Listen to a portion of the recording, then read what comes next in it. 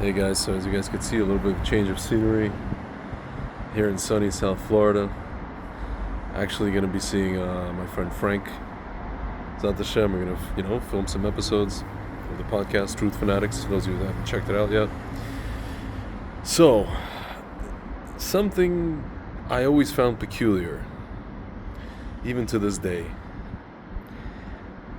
Yesterday I posted like a half in jest, like joking, half joking, graphic of what looks like or was depicted as possibly greater Israel. And I posted it on my social media, on my Instagram. Some of the comments were positive and fun and all the rest of it, and people saying God willing, all this kind of stuff. And then I noticed some comments where people said, this isn't realistic, or I don't want it. We don't want it. We shouldn't have why do we need the desert? Some of it is like northern Saudi Arabia. One guy even chimed in and said, basically, I'm Israeli, and this is not realistic, and this looks like some sort of right-wing extremist map that's drawn by right-wing extremists. Folks, you know what I never understood? When in the 90s, and even leading up all the way up until pretty much the Biden administration, right? But especially in the 90s and all throughout the early 2000s, when the Israeli government, in conjunction with the American government, American administrations, were proposing ad nauseum to create some version of a two-state solution, whether it was to give away pretty much half of the country or the entire, what we call Judea and Samaria, what they call the West Bank, to the Palestinians and Gaza, or to give certain parts of that area, and by the way, the Golan Heights, which was on the table until 1999, per Ehud Barak, and also Gaza, which eventually we gave away. When the Israeli government and the American government in conjunction proposed all of those things, some version of all those things, at least 50%, or if not more, of Israelis were like, yes, do it. If it means getting peace, do it. Please do it. Let's forget about the fact that, you're giving land, high ground to your enemies from which they can launch rockets at your major cities, major population centers, and also the airport and all the rest of it. Let's forget about that. Let's just give that to them. And if we're proposing it, for the amount of time that we're proposing it, it's going to be considered normal. And any person who goes against it is a person who's against peace. Right? And, but if you so much as just jokingly propose that Israel acquire more land, even if you say, I want to annex Judea and Samaria, right-wing extremists. Folks, it was one thing to be this way before October 7th. Granted, we pulled our Jews out of Gush Katif, out of Gaza. We got 18 years of rockets, but even so, we were kind of like lulled into just kind of accepting it, right? Which is completely insane as it is, right? But after October 7th, for an Israeli or any Jew to come and say, if you want more land, if you think that Jews should have more land, or if you think that Palestinians should not be in particular parts of the land, you're an extremist. Folks, it's a sickness. Don't you think it's a sickness? It's a sickness I think we've had for a very long time. Just the fact that we were okay with anybody proposing to give away half of our land, or to give our enemies 96% of something that's like the cradle of our civilization, and the fact that it led to eventually us pulling Jews out of a place like Gaza, which directly led to, 18 years later, the worst massacre since Babi Yar, right?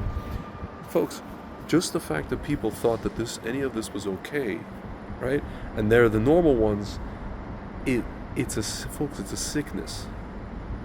It's a sickness. The Jews, honestly, a lot of these people, folks, they're not Erev Rav, but I think they were infected by the Erev Rav. I think the Erev Rav, the people who run, the so-called self-professed leaders of this sick movement, right?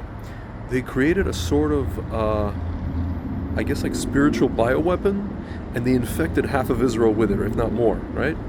It literally is, folks. It's a spiritual bioweapon, biological warfare of the spiritual kind that the Erev Rav formulated. I'm not talking about this guy that I was talking to, right? Or maybe not even most Israeli leftists. I think it's the people who are the so-called leaders, and the media, and the the ruling class, the political class, certain elements of it, echelons, that created this bioweapon, this psychological and spiritual bioweapon. They implanted it in the hearts and minds of Jews, and to the point where Jews think that if you give away half your land, not only is it going to lead to peace, but it's normal, and that anybody who goes against that is against peace and is a right-wing extremist.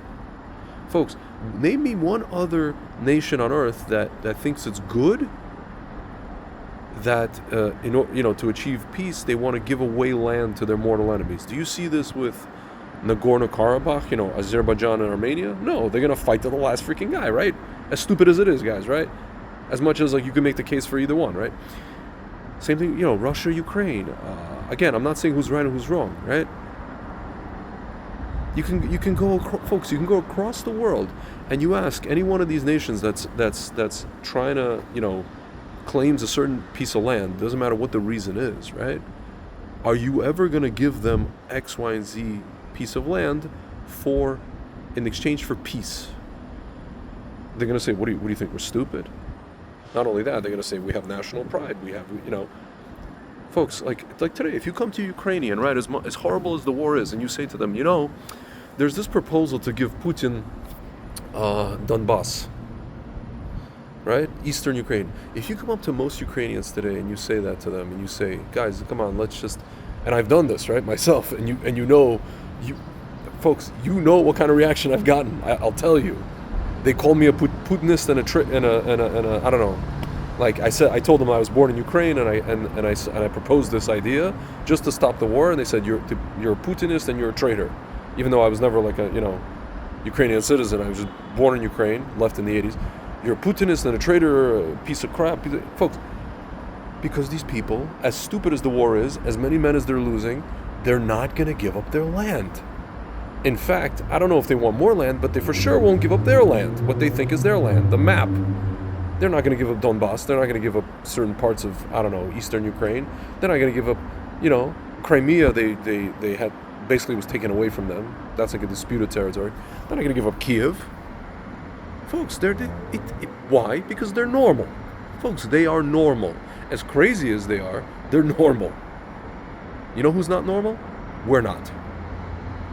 We've been made to be not normal. Somebody has beaten the normal out of us, whether it's Galut, whether it's all these persecutions over the years, whether it's this Erev Rav who has infected our brains and our neshamas. Folks, if you're a Jew and I come to you and I say we should annex at the very least our land, the cradle of Jewish civilization, I'm not even talking about Greater Israel and Tanakh Israel and fantasy Israel and Mashiach era Israel. I'm not even talking about that. That was like half a joke, right? Just to see how people will react. And you say, oh, I don't know. Like this other guy told me, we live in the modern world. He told me this 3 weeks after October 7th. I'm like, modern world? Brother man, we just had something 3 weeks ago, I told him, that made it look like we live in the year, 600 something. Modern world? We live in the modern world. Yeah, this is the modern world we live in, where we're gutted like fish. My friends, something is wrong with us. We've been infected by the Erev Rav, probably, most likely, and we have to figure out a way how to heal ourselves. We have to figure out what. Speaking of antibiotics, I'm on one right now. What antibiotics we can take to get rid of this virus. To get rid of this issue, because it's a sickness, and it's a sickness no other nation on earth has besides us. Clearly you could see it in real time. No other nation on earth has besides us. Alright guys, think of ideas. I don't know, off the top of my head. It could be the only way is Torah. My idea is Torah, right? My proposal is Torah. Once you learn the Torah, you read the Torah, you start to understand you get a moral compass. You start to understand what's what, right?